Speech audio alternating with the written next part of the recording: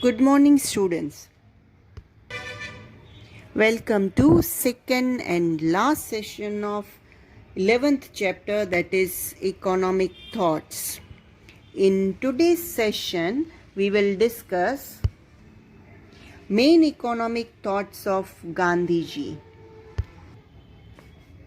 Gandhiji believed that neither capitalist nor socialist economic approach would be able to solve the economic problems of India.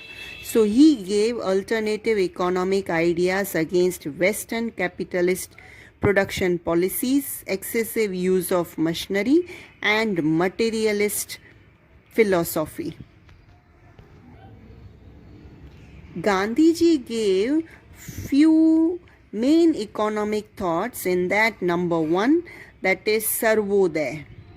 The term Sarvodaya refers to universal uplift or progress of all. Through Sarvodaya, Gandhiji had a vision of a non-violent society in which the helpless, poor and needy are uplifted to a state of well-being. Thus, Sarvodaya aims at social development. According to Bhagavad Gita, the same soul dwells in all human beings. Gandhiji adopted this thought and propagated the principle of Sarvodaya and urged people to focus on mutual cooperation and love. He suggested that socialism based on the concept of Sarvodaya can be attained by giving up desires which lead to greed.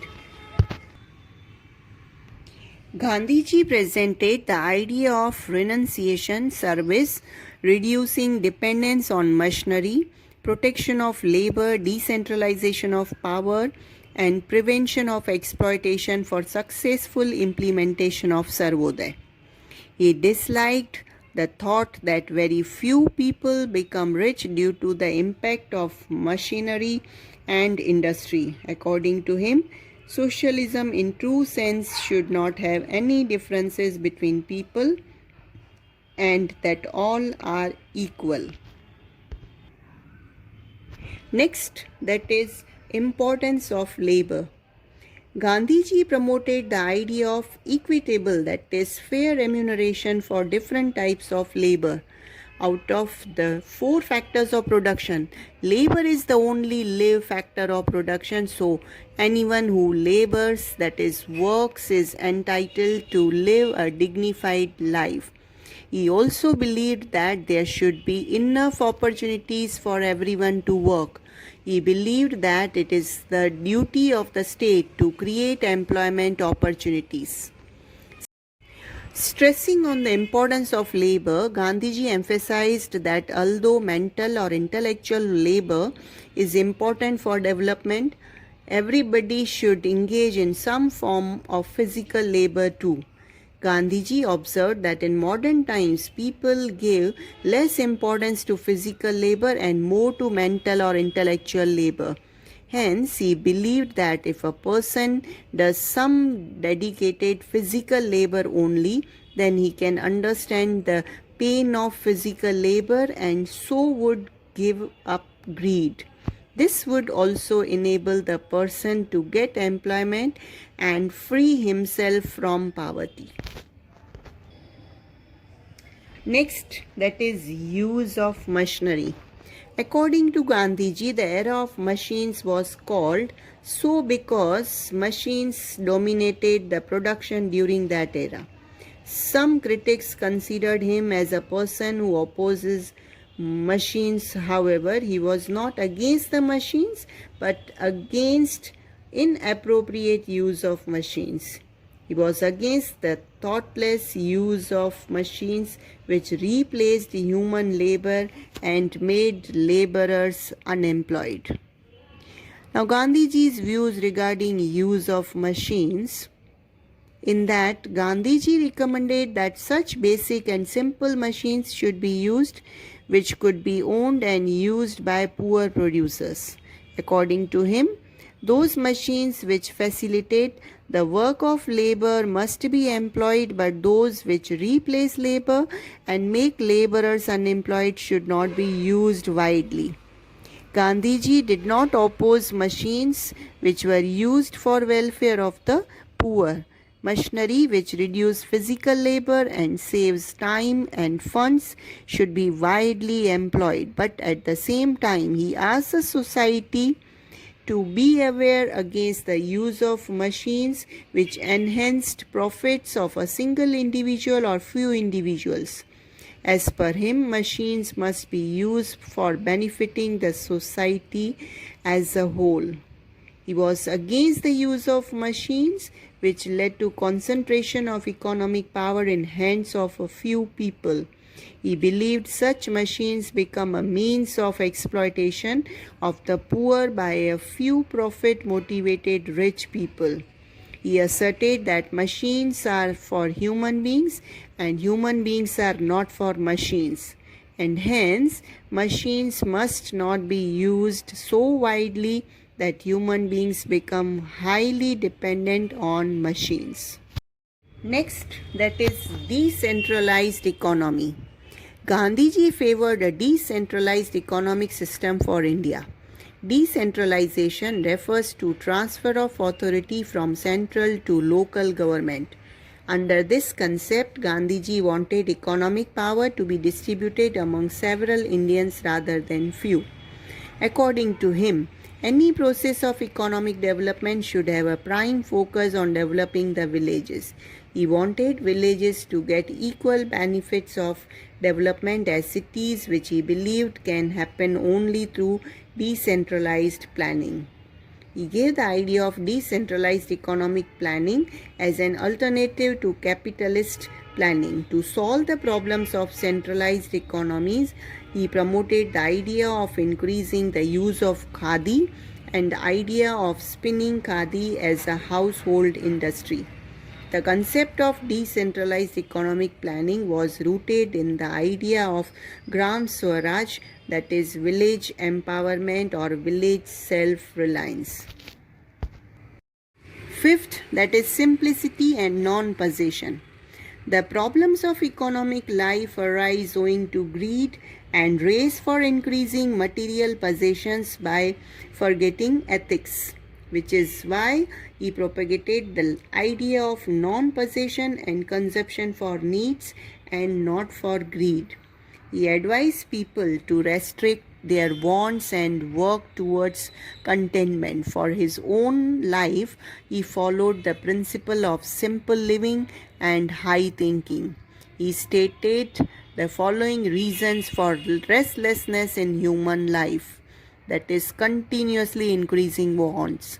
Second, use of complex machines. Number 3, distribution systems of present times which create unequal distribution. Explaining the relationship between wants and welfare, Gandhiji stated that welfare increases when wants are limited. Real happiness lives in simple living. Production and distribution should be undertaken keeping into consideration the needs of people, that is, to each one according to her or his needs. He insisted upon the idea of everyone's livelihood without anyone's exploitation. Next, that is doctrine of trusteeship. Through the doctrine of trusteeship, Gandhiji says that if a person has inherited and accumulated large amount of wealth, he should form a trust of excess wealth and use it for the betterment of the deprived. He also said that a person requires only as much wealth as is necessary for a dignified living and that the excess wealth belongs to the society. The owners of wealth and capitalists can voluntarily act as trustees of their wealth. These trustees should be allowed to maintain their possessions. Then the trustees should use their talent to increase the wealth not for their own sake but for the sake of the nation, that too without exploitation. Convincing the rich, that is change of heart. Trusteeship to him meant being responsible for one's life as well as for the life of the neighbor. The rich can accumulate wealth because of resources obtained from the society and because some people remain poor. Hence, the excess wealth of the rich must be used for benefiting the poor by forming a trust. Then, the rich should themselves undertake activities for the welfare of the poor. Second of this, that is duty instead of right. As per Gandhiji, the rich should feel the responsibility of using the excess wealth for benefits of the society rather than just maintaining their right over wealth. Next, that is awareness, referendum, and social change. Trusteeship is a source of revolution or radical social change. One cannot enforce it, one should take it up voluntarily for bringing the social change. Gandhiji did not promote the idea of very high taxes and forceful seizure of wealth of the rich.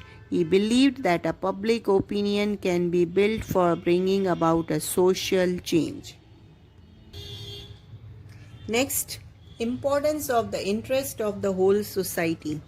Gandhiji believed in working for the greater good. He believed that it was good that a large number of people get the benefit of welfare instead of few individuals. Hence, Gandhiji emphasized on large-scale production of goods which could fulfill the necessity of the large population. Next, that is compensation to the trustee. Gandhiji believed that the state should have provision to compensate the trustees for their service. Next, opposition to nationalization. Nationalization refers to transferring ownership of resources owned by private individuals to the state. Gandhiji opposed the idea of nationalization of resources for production and abolishing the property rights owned by the private individuals for bringing economic equality in the state. He believed such nationalization would decrease the morals and ethics of people and turn them against the state. Next, it is appointing the successor. Gandhiji's idea of trusteeship aimed at appointing a successor to the wealth of the trust. According to him, the legal owners of wealth should become the official trustees. The trust should not be entrusted to the society or the state. The actual owner should act as a representative of the society. This way, the society will own the resources indirectly.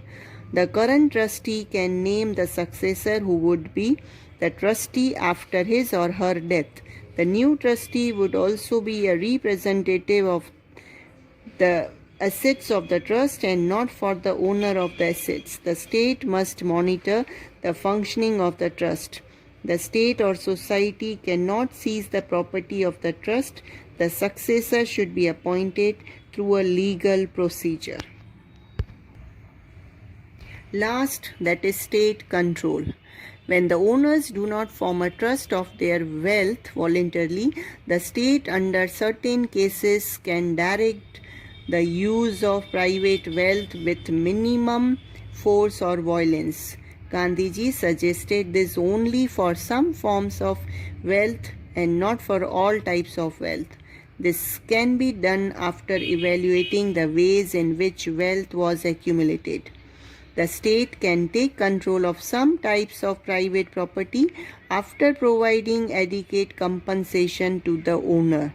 In the context of principle of trusteeship, Gandhiji started 3 forms of ownership. They are ownership with the private sector, second, formation of a trust, and third, ownership with the public sector. Gandhiji also expressed his thoughts regarding Swadeshi movement, cooperation, importance to small cottage and village industries, equality, dignity of women, etc. His thoughts focused on welfare and humanism. Modern day economists take reference from Gandhiji's views from time to time to provide a new direction to the world. One can also find solutions to the problems of poverty, unemployment, inequality, concentration of economic power, etc., in principles given by Gandhiji. So, these were main economic thoughts of Gandhiji on different aspects. So, this is an end of this session. Thank you.